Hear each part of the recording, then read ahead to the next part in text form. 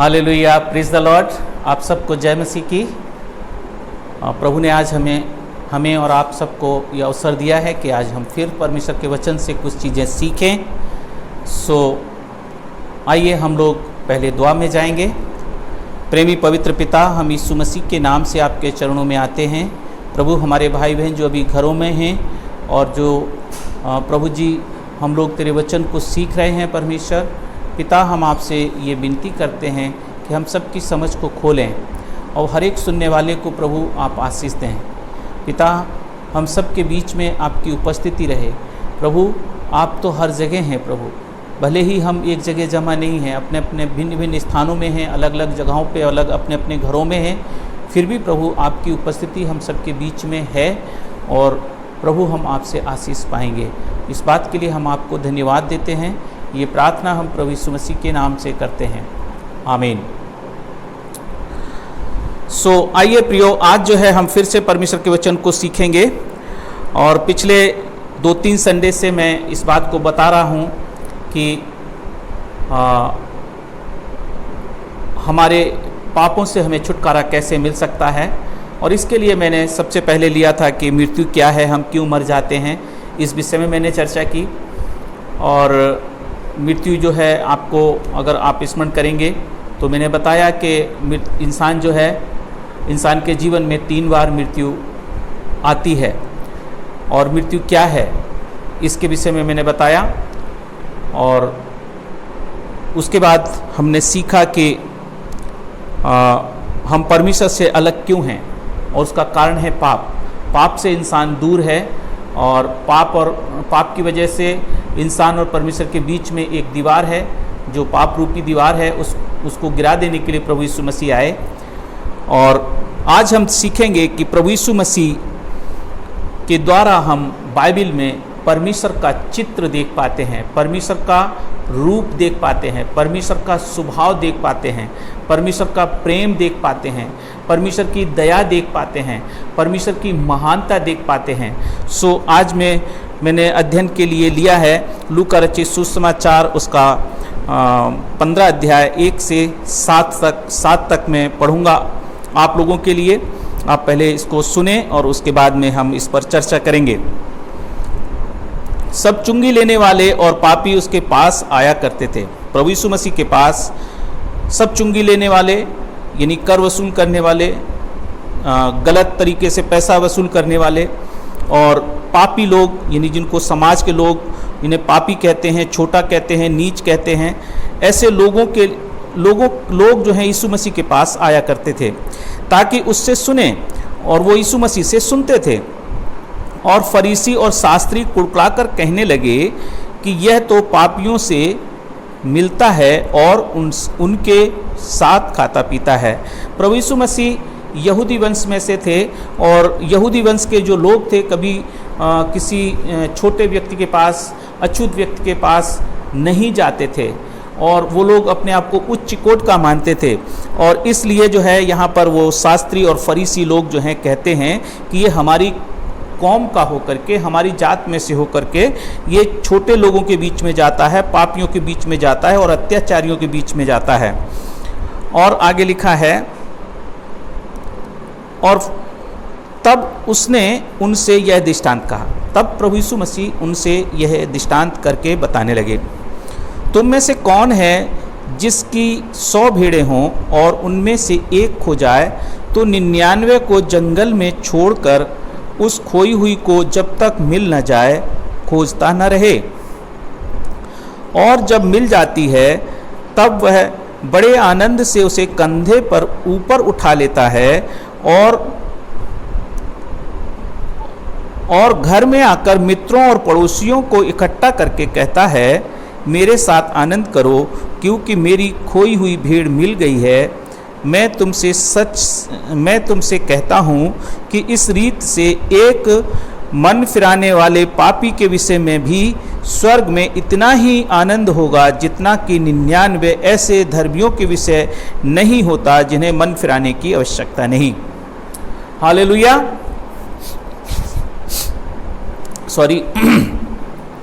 यहाँ पर प्रभु यीशु मसीह ने उन शास्त्री फरीसियों को बहुत सरल तरीके से समझाने की कोशिश की कि तुम जो इस तरह से मेरे ऊपर लांछन लगाते हो कि मैं नीच लोगों के बीच में, पापी लोगों के बीच में, जिन्हें तुमने बहिष्कृत कर दिया है, ऐसे लोगों के बीच में जाता हूँ और इसलिए तुम मुझ पर दोष लगाते हो।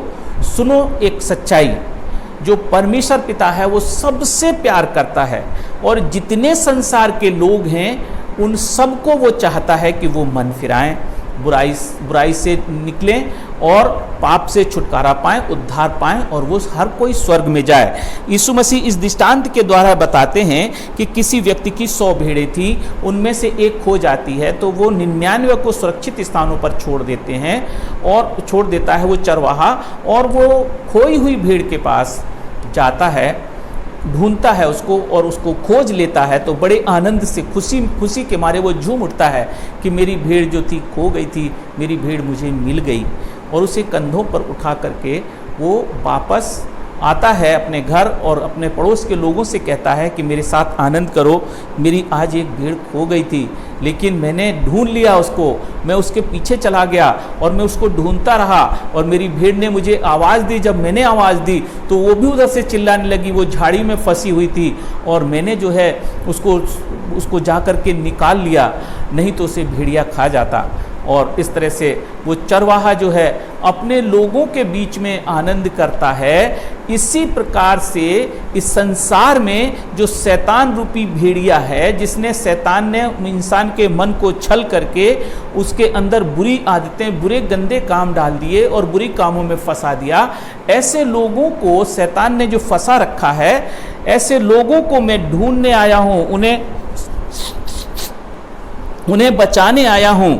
और मैं जो हूँ ऐसे लोगों को यीशु मसीह ये बता रहे हैं कि मैं ऐसे लोगों को बचाने आया हूँ। और जब ऐसे लोगों को बचा लेते हैं तो यहाँ लिखा हुआ है 7वें वचन में, मैं तुमसे सच कहता हूँ कि इसी रीत से एक मन फिराने वाले पापी के विषय में भी स्वर्ग में इतना ही आनंद होता है जितना 99 ऐसी भेड़ों, ऐसे धर्मियों के विषय नहीं होता जिन्हें मन फिराने की आवश्यकता नहीं। तो मेरे प्रियो, इस संसार में जो लोग अच्छा जीवन जीते हैं और एक अच्छा विवेक से चलते हैं और जो धर्मी हैं, जो अपने जो परमेश्वर का भय मानते हैं, जो पहले से परमेश्वर के रास्ते पे चल रहे हैं, उनके विषय में स्वर्ग में आनंद नहीं होता। लेकिन यदि एक व्यक्ति जो पाप में फंसा हुआ है, बुराई में फंसा हुआ है और शैतान की बुरी गंदी आदतों में फंस गया है, ऐसे व्यक्ति को जब हम निकाल करके ले आते हैं तो स्वर्ग में स्वर्गदूत आनंद मनाते हैं। इस दृष्टांत के द्वारा यीशु मसीह परमेश्वर का एक चित्र दिखाना चाहते हैं कि संसार में बहुत से लोग जो हैं पापियों से विरोध करते हैं और बहुत से पापियों को मारने के लिए व्यवस्थाएं बनाई गई हैं और हर धर्म ग्रंथ में पापियों को सजाएं देने के लिए, पापियों को दंडित करने के लिए बताया गया है। लेकिन बाइबल में, पुराने नियम में देखेंगे तो उसमें भी था वही चीज़। लेकिन यीशु मसीह जो हैं, उनका आने का जो उद्देश्य था वो यही था कि लोग सच में परमेश्वर के विषय में जाने कि परमेश्वर क्या चाहते हैं। पापियों को मार डालना नहीं चाहते, पापियों को सत्यानाश कर डालना नहीं चाहते। वो ये चाहते हैं कि पापी लोग मन फिराएं, पाप से छूट जाएं, बुराई से छूट जाएं और शैतान के चंगुल से निकल करके वो परमेश्वर के राज्य में आ जाएं, परमेश्वर के साथ रहें। क्योंकि परमेश्वर ने धर्मी अधर्मी दोनों को बनाया है। धर्मी अधर्मी दोनों पर वो मेह बरसाते हैं, दोनों पर वो करुणा करते हैं, दोनों पर वो सूर्य उदय करते हैं। तो वो सबसे प्यार करते हैं और वो हर किसी को बचाना चाहते हैं। मेरे प्रियो, एक घटना और मैं आपको पढ़ के बताना चाहता हूँ। लूका रचित सुसमाचार उसका 19 अध्याय 1 से 10 तक पढ़ेंगे हम यहाँ। और यहाँ पर जो है यीशु मसीह के समाज का एक व्यक्ति है जिसका नाम जक्कई था। वो यहूदी वंश में से था और वो जो था उन दिनों में रोमी शासन में जाकर के उनका इनकम टैक्स अधिकारी हो गया था और वो जो है अपने लोगों से और दूसरे लोगों से टैक्स वसूल करता था। तो इसलिए यहूदी लोग उसको, ऐसे व्यक्ति को जो अपने ही लोगों से टैक्स वसूल करता है, ऐसे व्यक्ति को वो पापी कहते थे और उसका समाज से बहस बहिष्कार कर दिया था। वो उसके साथ कोई मेल जोल नहीं रखते थे, उसके साथ वो खाते पीते नहीं थे, उसके साथ वो रहते नहीं थे। लेकिन एक दिन उसने यीशु मसीह के बारे में सुना कि यीशु मसीह इस रास्ते से गुजर रहे हैं, और जिस रास्ते से यीशु मसीह गुजरने वाले थे उसी रास्ते पर एक गूलर का पेड़ था, और वो गूलर के पेड़ पे चढ़ जाता है। आइए मैं आपको पढ़ के इसको सुना देता हूँ। वह यरीहो में प्रवेश करके जा रहा था, और देखो जक्कई नाम का एक मनुष्य था जो चुंगी लेने वालों का सरदार और धनी था। वह यीशु को देखना चाहता था कि वह कौन सा है, परंतु भीड़ के कारण देख न सकता था, क्योंकि वह नाटा था। तब उसको देखने के लिए वह आगे दौड़कर एक गूलर के पेड़ पर चढ़ गया, क्योंकि वह उसी मार्ग से जाने वाला था। जब यीशु उस जगह पहुंचा तो ऊपर दृष्टि करके उससे कहा, हे जक्कई झट उतर आ, क्योंकि आज मुझे तेरे घर में रहना अवश्य है। वह तुरंत उतरकर आनंद से उसे अपने घर ले गया। यह देखकर सब लोग कुड़कुड़ा कर कहने लगे, वह तो एक पापी मनुष्य के घर जा उतरा है। जक्कई ने खड़े होकर प्रभु से कहा, हे प्रभु, देख मैं अपनी आधी संपत्ति कंगालों को देता हूँ, और यदि किसी का कुछ भी अन्याय करके ले लिया है तो उसे चौगुना फेर देता हूँ। तब यीशु ने उससे कहा, आज इस घर में उद्धार आया है, इसलिए कि यह भी इब्राहिम का एक पुत्र है, क्योंकि मनुष्य का पुत्र खोए हुओं को ढूंढने और उनका उद्धार करने आया है। यहाँ प्रभु यीशु मसीह स्पष्ट कहते हैं, मेरे आने का प्रयोजन क्या है, मेरे आने का उद्देश्य क्या है, मैं क्यों आया हूँ। यीशु मसीह यहाँ एक जगह वो कहते हैं, मैं धर्मियों के लिए नहीं पापियों के लिए बचाने आया हूँ। यीशु मसीह के आने का जो उद्देश्य था वो दो उद्देश्य थे यीशु मसीह के आने के। पहला उद्देश्य था कि वो संसार के पापी मनुष्यों के उद्धार के लिए अपने आप को क्रूस पर बलिदान करे, और वो मर जाए उनकी खातिर, पापियों की खातिर, और इस तरह से उनका उद्धार करे। दूसरा कारण था कि संसार में लोगों ने परमेश्वर का चित्र विकराल बना दिया है। परमेश्वर बहुत ही क्रूर है, वो मार डालने वाला है, वो बहुत निर्दयी है, वो नरक में डाल करके सत्यानाश कर देगा, और बिल्कुल ही वो पाप को बर्दाश्त नहीं करता है, और वो गलती को बर्दाश्त नहीं करता है, तुरंत उनके लिए सजा देता है। ऐसा चित्र लोगों ने परमेश्वर का भयावह चित्र बना रखा था। लेकिन प्रभु यीशु मसीह इस तरह से यहाँ बताते हैं, इन घटनाओं से प्रभु यीशु मसीह बताते हैं कि वो पापियों से प्रेम करते हैं, वो पापियों को अवसर देना चाहते हैं।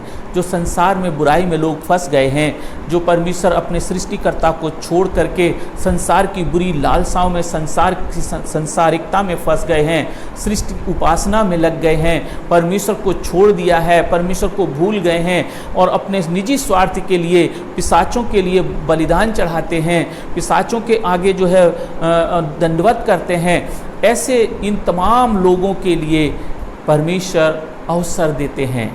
यीशु मसीह ऐसे लोगों को ढूंढने आए हैं, जो लोग भटक गए हैं, संसारिकता में फंस गए हैं, उनको बचाने के लिए आए। और वो यीशु मसीह दिखाते हैं इस बात के लिए कि परमेश्वर हमसे प्रेम करते हैं, वो संसार का चाहे कितना भी बड़ा गुनहगार क्यों ना हो। पुराने नियम में भी लिखा है यशायाह नबी की किताब में, आओ हम आपस में वाद विवाद करें। वाद विवाद का मतलब है तुम अपनी गलतियां मुझे बताओ और मैं तुम्हारी गलतियों को बताऊंगा, और तुम जो है मुझे बताओ आकर के, तुम अपने पापों को मान लो, तो मैं तुम्हें, ऐसे लिखा है कि आओ हम आपस में वाद विवाद करें, ताकि तुम्हारे गुनाह लाल रंग के, किरमिची रंग के क्यों न हो, फिर भी मैं उन्हें धुल के ही उनके स्वान श्वेत कर दूंगा। तो परमेश्वर हमारे गुनाह मिटा देना चाहते हैं। परमेश्वर हमें हमारे पापों के दाग, हमारे मन के, जो पिछले संदेश में मैंने कहा था, मैली चादर ओढ़ के कैसे द्वार त्यारे आऊँ, हे पूर्ण परमेश्वर मेरे मन ही मन शर्माऊँ, मैली चदरिया आत्मा मेरी मोरी मैल है माया जाल, यह दुनिया मेरे बाबुल का घर, वह दुनिया ससुराल। ऐसे करके जो गीत हैं, जल बीच मरत प्यासा, मेरो धोबी राजा जल बीच मरत प्यासा। ये ऐसी बातें मैंने पिछली बार बताई थी। और उसकी में ये चीज़ मैं बताना चाह रहा हूँ कि इंसान पाप करके अपने मन को गंदा कर चुका है, अपनी आत्मा को गंदा कर चुका है। तो यीशु मसीह हमारे उस अंतर आत्मा का शुद्धिकरण करने आए, अंतर मन को शुद्ध करने आए और परमेश्वर से मेल मिलाप कराने के लिए आए। और इस मेल मिलाप की कीमत थी उनकी क्रूस पर मृत्यु। हमारे पाप, हमारे गुनाह अपने ऊपर लेकर के क्रूस पर वो मर गए।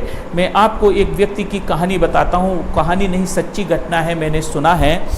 2-3 भाई थे वो, और उनमें एक छोटा भाई था, वो बहुत गलत था और उसने एक बार खेत पर किसी का खून कर दिया और खून करके वो घर पर आया। बहुत अंग्रेज़ों के समय की कहानी है ये।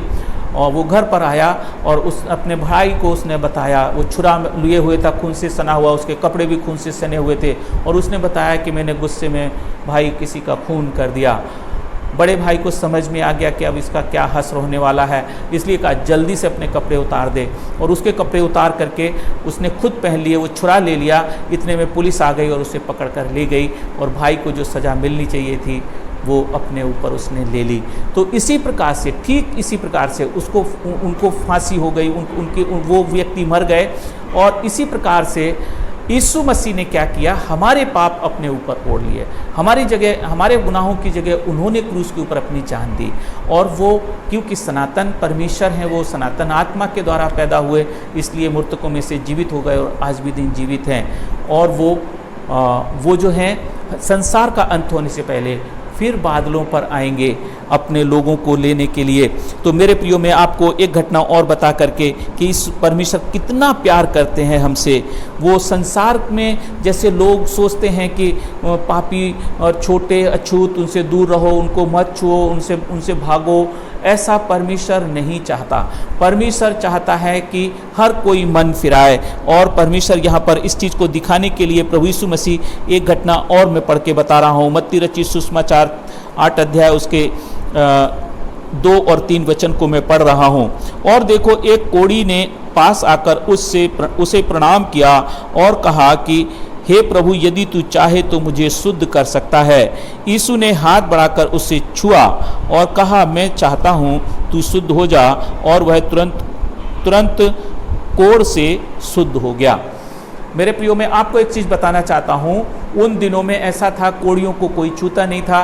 कोढ़ी गांव से, नगर से दूर रहते थे, और उन दिनों में अगर कोई कोढ़ी को छूता था तो अशुद्ध हो जाता था और उसको भी गांव से बाहर कुछ दिन रहना पड़ता था। तो इस तरह की उन दिनों यहूदियों में ये प्रथा थी, और मैं समझता हूँ पूरे संसार में ऐसा था उन दिनों में कि कोढ़ियों को कोई छूता नहीं था। उनके लिए उनके पास नहीं कोई जाता था और उनको बहुत ही महापापी समझा जाता था। तो इसलिए जो है यीशु मसीह जो है इस चीज़ को दिखाना चाह रहे थे कि देखो, परमेश्वर ऐसे जिनको संसार के लोग घिनौना समझते हैं, जिनको लोग छू नहीं सकते, परमेश्वर उनसे भी प्यार करता है। और यहाँ ये जो कोढ़ी था, ये कहता है कि प्रभु तू चाहे तो मुझे शुद्ध कर सकता है। लेकिन यीशु मसीह जो हैं, मतलब वो ये सोच रहे थे कि यीशु मसीह कह देंगे और मैं शुद्ध हो जाऊँगा। कोढ़ी का सोचना ऐसा था। लेकिन यीशु मसीह जानते थे कि इसके शुद्ध होने से भी ज़्यादा बड़ी चाहत इसके दिल में क्या है कि इसको कोई प्यार करे। जैसे मैंने पिछली घटना में बताया, जो जक्कई व्यक्ति था उसका समाज से बहिष्कृत कर दिया गया था, वो समाज से निकाल दिया गया था, कोई उससे प्यार नहीं करता था। लेकिन उसे ये मालूम था कि यीशु किसी भी छोटे बड़े को कोई फ़र्क नहीं करते हैं, जो भी उनको प्यार करते हैं यीशु मसीह उनको प्यार करते हैं। और इसलिए वो इनकम टैक्स अधिकारी होकर के गूलर के पेड़ पे चढ़ गया।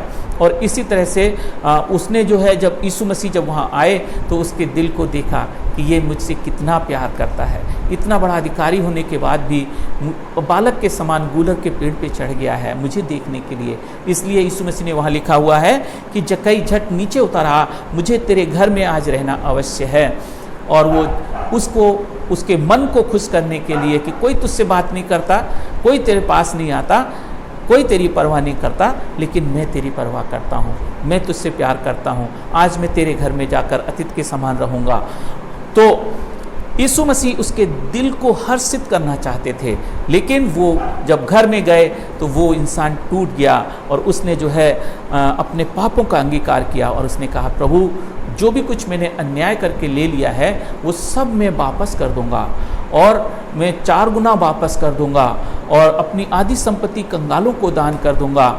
तो यीशु मसीह वहाँ कहते हैं कि देखो आज इस घर में उद्धार आया है, आज इस व्यक्ति का पापों से छुटकारा मिल गया है, ये व्यक्ति जो है अब अन्यायी नहीं रहा, अब ये अच्छा इंसान बन गया है।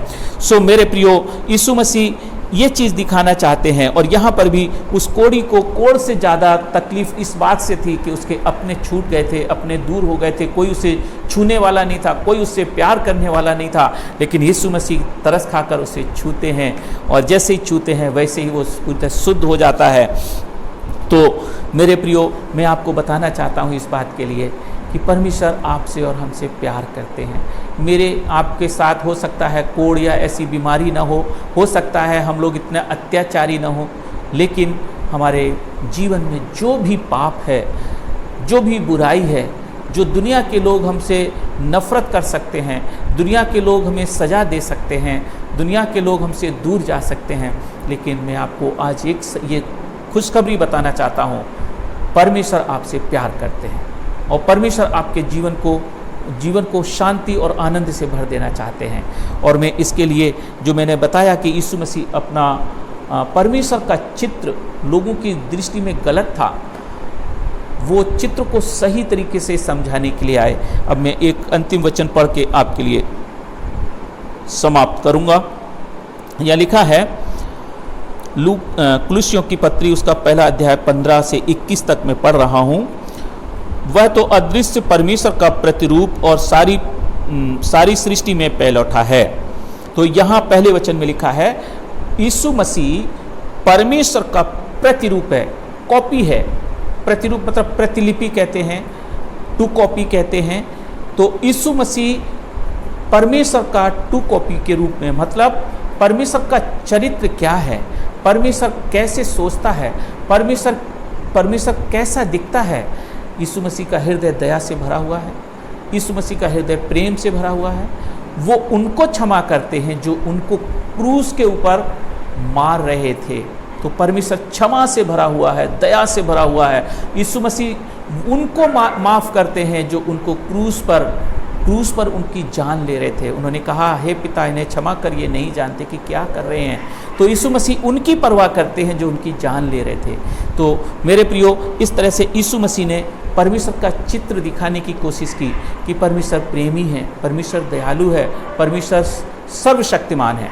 यीशु मसीह ने इस संसार में, मैं आपको इस चीज़ को बता देना चाहता हूँ, इस संसार में जो भी पैदा होता है शैतान से हार जाता है, शैतान के बुराई में फंस जाता है, शैतान के छलावे में फंस जाता है। लेकिन यीशु मसीह सर्वशक्तिमान इसलिए है कि एक तो उसने शैतान पर विजय प्राप्त की है और दूसरा जो है यीशु मसीह सर्वशक्तिमान इसलिए है कि उसने मौत पर विजय प्राप्त की है। वो मौत पर क्रूस के ऊपर वो मारे गए, गाड़े गए, लेकिन तीसरे दिन मुर्दों में से जीवित हो गए। उनकी कब्र आज भी इस्राएल देश में खाली पड़ी हुई है। तो यीशु मसीह जो थे इस संसार में परमेश्वर का चित्र दिखाने के लिए आए थे, परमेश्वर का प्रेम दिखाने के लिए आए थे, परमेश्वर की दया दिखाने के लिए आए थे, परमेश्वर का रूप दिखाने के लिए आए थे और परमेश्वर का तरस दिखाने के लिए आए थे। और उन्होंने जो है इस तरह से संसार के तमाम लोगों के साथ बहुत से काम किए और इस तरह से परमेश्वर के प्रेम को उन्होंने प्रकट किया। और आगे मैं इसको पढ़ के बता रहा हूँ, क्योंकि उसी में सारी वस्तुओं की सृष्टि हुई। यीशु मसीह में ही सारी चीज़ें सृजी गई हैं। यीशु मसीह, मैंने जो पिछले संदेश में बताया, यीशु मसीह जो परमेश्वर क्या है, परमेश्वर शब्द है, वाक्य ब्रह्म, शब्द ही गुरु, शब्द ही ताला, शब्द ही शब्द रमाया, शब्द ही से सृष्टि भई, शब्द ही शब्द समाया, शब्द गहे सो पंथ चलावे, बिना शब्द नहीं मार्ग पावे, शब्द गुरु शब्द गुरुराई, बिना शब्द नहीं जीव मुक्ताई। और वही यीशु मसीह के लिए मैंने पिछले संदेश में बताया था, यीशु मसीह ही परमेश्वर का शब्द है, ब्रह्म हैं। आदि में शब्द था, शब्द परमेश्वर के साथ था, शब्द ही परमेश्वर था, सब कुछ उसी के द्वारा उत्पन्न हुआ। यूहन्ना रचित सुसमाचार उसका पहले अध्याय 1 से 3 तक पढ़ेंगे तो वहाँ पर लिखा हुआ है सब कुछ उसी के द्वारा उत्पन्न हुआ और ऐसी कोई वस्तु नहीं जो उसके द्वारा उत्पन्न नहीं हुई। और लिखा है 14वें वचन में, शब्द देहधारी हुआ, अनुग्रह और सच्चाई से परिपूर्ण होकर हमारे बीच में डेरा किया। वो शब्द ब्रह्म हमारे बीच में प्रभु यीशु मसीह के रूप में आ गया और उसने सारी सृष्टि की उपासना की, सारी सृष्टि की और उसका नाम है प्रभु यीशु मसीह। मैं आपको ये वचन पढ़ करके आगे क्लोज करने जा रहा हूँ। क्योंकि उसी में सारी वस्तुओं की सृष्टि हुई, स्वर्ग की हो अथवा पृथ्वी की, देखी या अनदेखी, क्या सिंहासन, क्या प्रभुताएं, क्या प्रधानताएं, क्या अधिकार, सारी वस्तुएं उसी के द्वारा और उसी के लिए सृजी गई हैं और वही सब वस्तुओं को सब वस्तुओं में प्रथम है और सब वस्तुएं उसी में स्थिर हैं। परमेश्वर में ही सब कुछ सम्माहित है मेरे प्रियो, सारा ब्रह्मांड परमेश्वर में सम्माहित है। शब्द ही गुरु, शब्द ही ताला, शब्द ही शब्द रमाया, शब्द ही से सृष्टि भई, शब्द ही शब्द समाया। तो सर्वभौमी परमेश्वर, सर्व जो ब्रह्म है, वो जो शब्द है, उसी में सब कुछ सम्माहित है। वो यहाँ लिखा हुआ है, सब कुछ सब वस्तुएं उसी में स्थिर हैं और वही देह अर्थात कलीसिया का सिर है। वही आदि और मरे हुओं में जी उठने में पहलौठा है। मरे हुओं में सबसे पहले जी उठने वाला प्रभु यीशु मसीह है। वही, उसकी कब्र आज भी खाली पड़ी हुई है, पहलौठा है। सब बातों में वही प्रधान ठहरे, क्योंकि पिता की प्रसन्नता इसी में है कि उस